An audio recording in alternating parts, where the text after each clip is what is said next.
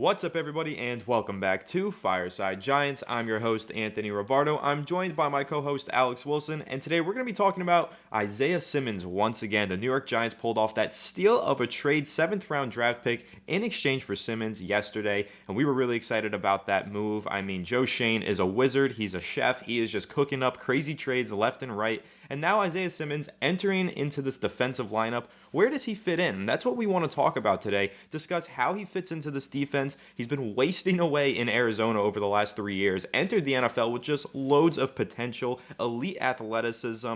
There's a lot of upside to this player, and I don't think that it's too late for him to have a breakout. And I really do think that in this Wink Martindale defensive scheme, this positionless defensive scheme that Martindale likes to run, there's an opportunity here for Isaiah Simmons to really take a big leap forward and kind of revitalize his career here in the Big Apple. So today we're going to go ahead and discuss how he fits into this defense and everything else in between. But before we do all that, make sure to leave a like if you do enjoy this episode. Subscribe to the channel if you are new. Ring the bell so you don't miss an episode, and comment your thoughts on the topic down below in the comment section. If you're listening on Apple or Spotify, please make sure to leave us a 5-star review. And go ahead and follow us on all of our social media channels at Fireside Giants. But without further ado, Alex, how are you doing today, my friend? And how do you think Isaiah Simmons is going to fit into this defense?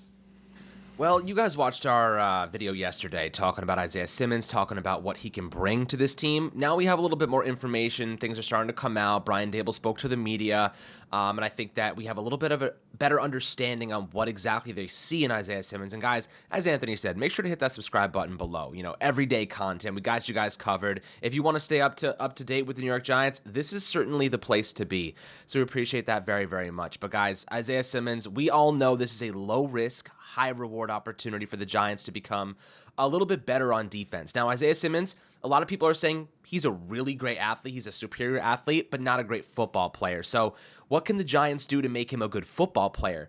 This is where I get a little bit excited about our coaching staff, because you look at what we've done for guys like Trey Hawkins already, Jordan Riley, Bryce Ford Wheaton's taking some nice steps forward. You saw Dexter Lawrence take a huge step forward last year. You saw a lot of Isaiah Hodgins, practice squad guys. Suddenly he's our best wideout and he's producing. Daniel Bellinger, late round pick, another guy panning out. The exciting prospect about Isaiah Simmons is that our coaching staff is good enough to get the most out of a player like this. Now, coming into the Simmons trade, we were like, okay, let him compete at linebacker. Let him use that athletic profile to compete with McFadden, compete with Beavers, still guys that are under development. And I think that's a fine kind of play. But, the regular season's about 2 weeks away. He's going to need a little bit of time to get ingrained and find his footing. And in the meantime, while he is getting used to the Giants' style, while he's competing for a starting role, the way that the Giants can use him as a hybrid kind of linebacker, safety, pass rusher, and that's where I get excited the most about what the Giants can do and what Wink Martindale can do in this positionless defense with Isaiah Simmons as a pass rusher. Guys, he had 9 pressures last year. Just 9, only 9 pressures, but he had 4 sacks in those 9 pressures. You tell me. Seems like pretty good efficiency. Seems like pretty good turnover when it comes to sack-to-pressure ratio. So when you're looking at Isaiah Simmons, what you can do with a 6'4", 240-pound guy who has one of the best athletic profiles, relative athletic scores in the history of the actual development of that kind of scoring system. You look at what his qualities are, what his capabilities are. Use that athleticism to your advantage. The Arizona Cardinals just turned over their whole coaching staff. They're giving away players left and right. They're trying to get picks, trying to flip things around. And Simmons, fortunately for us, was one of the guys they were trying to flip into a 7th-round pick. And guys, the best part about this is he's going to cost what a veteran minimum would cost this year. You went out and got a former first-round pick who's 25 years old. Keep in mind, John Michael Schmitz, he's 24. We have a guy who's only 1 year older than our second-round rookie this season who has this type of athletic profile with the coaching staff we trust and know gets the most out of players. It seems like a perfect kind of match made in heaven right now. But Anthony, when you're looking at Simmons, what he can do as a pass rusher, that's kind of what I want to focus on first and foremost. That ability that Wink Martindale can kind of exercise. Numbers game. You overwhelm the offensive line. You overwhelm their blockers. If you have more pass rushers than blockers, you're in a good spot. If your man coverage corners can actually hold up, you're going to get a lot of production. You're going to create a lot of turnovers, a lot of sacks, a lot of 3rd and longs, and you might see Isaiah Simmons kind of factor in as a 3rd and long player, and that speed is certainly exciting. What do you think about that? That speed is extremely exciting. I mean, when you look at what the Giants have in their edge rusher core, right, you have Kayvon Thibodeau, who's got plenty of speed, Azeez Ojulari, who's a real speed rusher, and now throwing Isaiah Simmons into the mix. If he does play out on the edge, he's got that same mold. He's 6'4", 230 pounds, and he's got all of the speed in the world, kind of comparable to players that we've seen come out in recent passage, like Montez Sweat for Washington. He had that 4.3 or 4.4 speed with the big body, big frame, and he's been phenomenal as an edge rusher over in Washington. So now when you look at Isaiah Simmons and his potential in that facet of the game, there's loads of it. He can do a lot in that regard, but also not only playing on the edge as an outside linebacker, but the Giants are seemingly planning to play him more as an off-ball inside linebacker. But what we know about Wink Martindale's defense, he really loves to blitz from the interior. He loves to send linebackers on those blitzes. If you take a look at some of the players on the Giants roster, Micah McFadden, that's the perfect one that stands out because throughout his collegiate career, he was one of the most productive pass rushers in all of football, and he wasn't an edge rusher, he was an inside linebacker. So when you look at it from that perspective, McFadden, his role in this defense was likely going to be run support and primarily pass rushing capabilities. That's what Wink Martindale wanted him to do. So now you have Bobby Okereke, who's your do-it-all, your true number one linebacker. But opposite him, you had Micah McFadden. Now you also have Isaiah Simmons, who in a way kind of has that skill set that McFadden has, but a more expanded and higher potential version of that skill set. Because if you're looking at McFadden as this number two linebacker who can rush the passer, well, then you have to look at Isaiah Simmons as this number two linebacker who has more potential rushing the pass rusher because of his athleticism and what he's proven in the past. He also has way better coverage capabilities than a guy like McFadden, and probably comparable or better than that of Darian Beavers as well. Darian Beavers was a former safety, transitioned into linebacker, and now you have Isaiah Simmons, who's a linebacker formerly who transitioned into safety and is a hybrid. So those two players have a similar career trajectory in different ways, but those are going to be your guys that you want in coverage in this Wink Martindale defense. So, Alex, when you're looking at the pass rushing capabilities of Simmons, it's there. He wasn't blitzing a ton during his time in Arizona, but he was very effective when he was blitzing. And when he got into the backfield, he usually got his hands on the quarterback for a hit or a sack. But when you're looking at his coverage capabilities, that's where I get really excited for Simmons, because if they are planning on playing him in that linebacker role, and knowing that he had 2 interceptions last year, an interception the year prior, last year he also had a pick six of 67 yards or something ridiculous, right? So this is a guy who can make some special plays, can be an absolute playmaker, get his hands on the football in coverage. How do you feel about that aspect of his game, Alex? And where do you think that fits him in with this Wink Martindale defense playing alongside Bobby Okereke? Well, if you guys heard that beeping a couple minutes ago, it's because Chef Joe Schoen was in the kitchen making some eggs, and the alarm went off. But I'll tell you what, when it comes to Simmons and his coverage qualities, he gave up, 527 yards last year and 3 touchdowns. There is a concern there. I'm not going to sit here and act like this is a player that's going to come in and become a really good coverage player immediately. He needs to get better in those categories, actually, in my opinion. I actually see him as more of a better. He had 70 tackles last year, 20 stops. I see him as a decent run defender. You can step up and offer some support there. Had his highest missed tackle rate last season, which definitely isn't ideal. But he did say that he didn't want to play linebacker to Arizona, so that's kind of interesting. I wonder if he could do a balance of like inside linebacker and kind of maybe rush the passer a little bit from a stand-up position, then play a little bit of strong safety. Really just a hybrid role, kind of like that money backer role that James Betcher had a couple of years ago, former Arizona Cardinal defensive coordinator, maybe that kind of role, like that money backer type of role. So we'll see how it develops, but as a coverage specific player, there's a lot to be desired there. I think that maybe Jerome Henderson can help him in a lot of ways. I think that maybe the Giants are going to really exercise his pass rushing ability over his pass coverage ability. So I think that there is definitely a lot of room to grow, but that's not a factor. I'm not going to be like, sitting here like this is a guy that's going to step in and be a really good pass coverage, linebacker, safety, whatever it might be, defensive back immediately. Like that's probably not going to happen. But with that being said, I do think that there's a lot of ways that you can impact a game with him. He struggles against running backs in coverage. I'd rather see him against tight ends who are a little bit slower. Running backs, shifty. I don't think he can handle that for the most part. You're going to be looking for maybe some of your, like Bobby Okereke or some of your slot guys to help pick up those guys. But ultimately, like when it comes to Simmons, I can see him having a little bit more efficiency against tight ends and, helping in the run game and being a really good really good at rushing the passer. Like that's where I really see him taking some steps forward on this Giants defense. But really, I look at Wink Martindale and I see like the positionless defense kind of mentality, and I look at one specific thing, and it's the athletic profile. Speed and strength. How can you get the most out of speed and strength, right? Speed and strength don't correlate directly to coverage quality.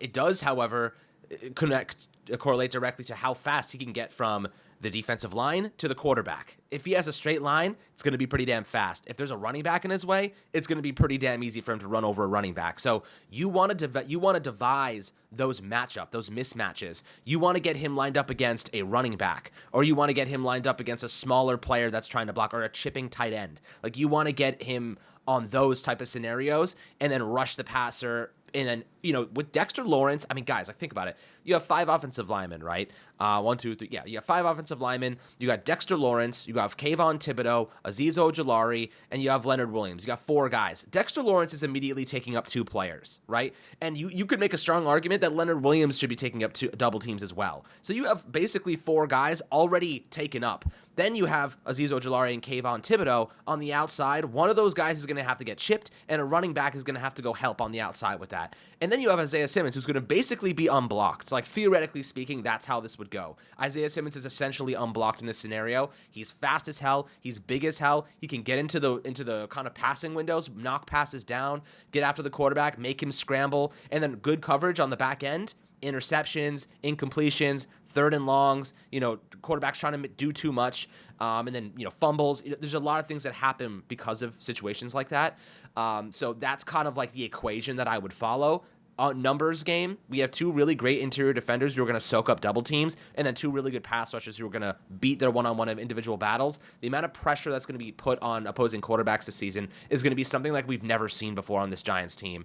I mean, we remember like Justin Tuck, OC, Strahan. They were just so good at beating anybody, like one double teams, like they could just beat anybody. But the amount of pressure in addition to those guys, it's going to be something that we really haven't seen before, and I'm pretty excited to see what that looks like. But Isaiah Simmons can easily fit a nice role in perfecting that equation going into 2023.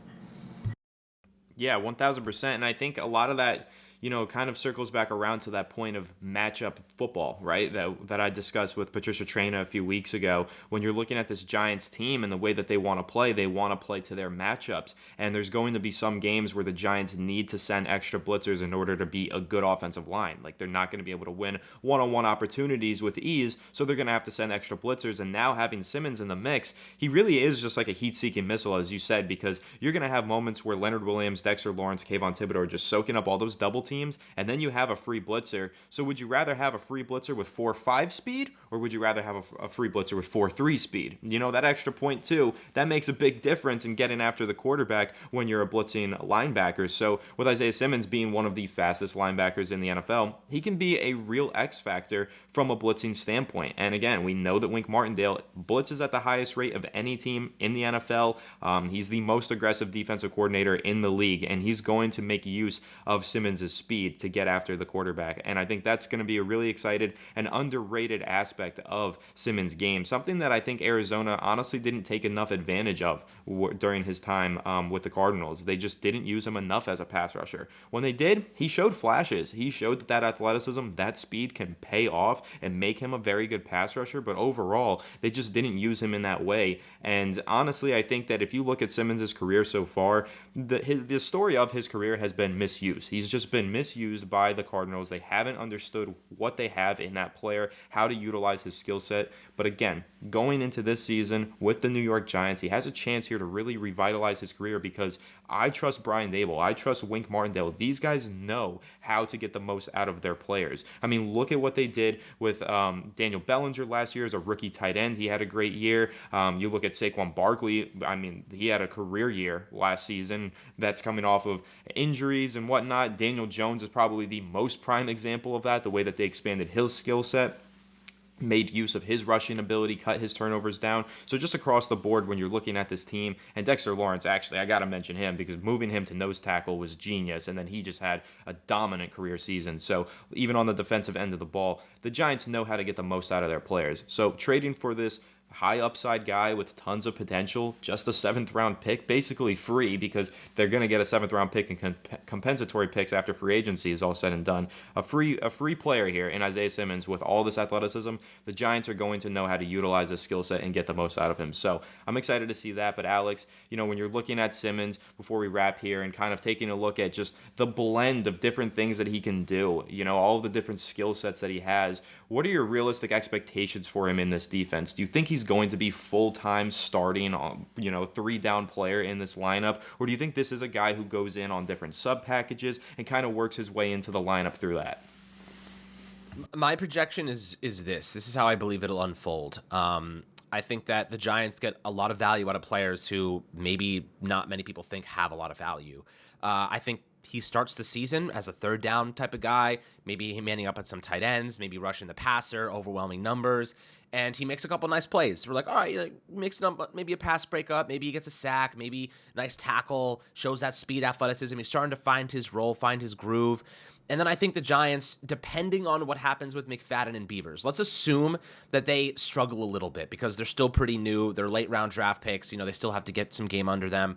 Let's say McFadden, he's playing at like a slightly below average, maybe average level.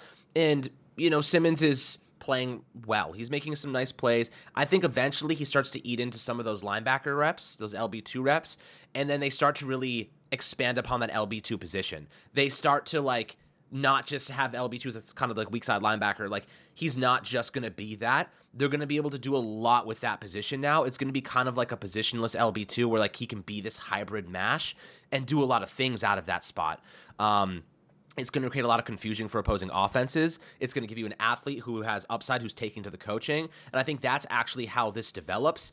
But in my opinion, in a best case scenario, Micah McFadden just wins that job outright and keeps Simmons in a reserve role, because Simmons is gonna, if he plays really well, he gets paid next year, and he gets a ton, and he gets some money, and we have to pay another player. Like, if McFadden plays really well, exceptionally well, and he has a great season, he is a 5th-round draft pick that makes basically no money. Like, that's a best-case scenario. He gets paid nothing. He's a great player for us. He's better than Simmons, and he costs a lot less. Like, that's a better-case scenario. But if that's not the case, and Simmons takes that job, I think that that's a fine scenario as well. You get a lot of value out of a guy you just traded a 7th-round draft pick for. Maybe you bring him back on a cheaper contract because he's not doing that well, but he's a good enough player. He can make an impact, and he has upside, and he knows that. He can't cash in just yet. Maybe signs a 1-year deal to leverage that again. Maybe take advantage of that. The Giants are just cashing in on this upside year over year, like for 2 years, at a very cost-efficient price. That's also a great scenario. Like, those two avenues, sign me up for either one of those, because it could be cheap either way. So, if McFadden wins that job outright, all to him, the best to him, I think that's a great scenario. I think that's exactly what we would love to see because we like McFadden. But if he struggles a little bit and Simmons takes over and he takes that LB2 role and changes it into this kind of positionless LB2 where he can do a lot of hybrid stuff, that's also a great scenario. And I think that right now we're kind of in this win-win position where one of those two guys is likely to get better. One of those two guys is likely to make an impact in some way. If both of them flop, it is what it is. They're low-risk investments anyway, 5th-round pick and a 7th-round pick essentially. So I think that's a fine. It's worth the gamble. But I trust our coaching staff to get the most out of these guys. And I think one of them is going to pan out, and we're going to get a really nice player out of one of those two guys.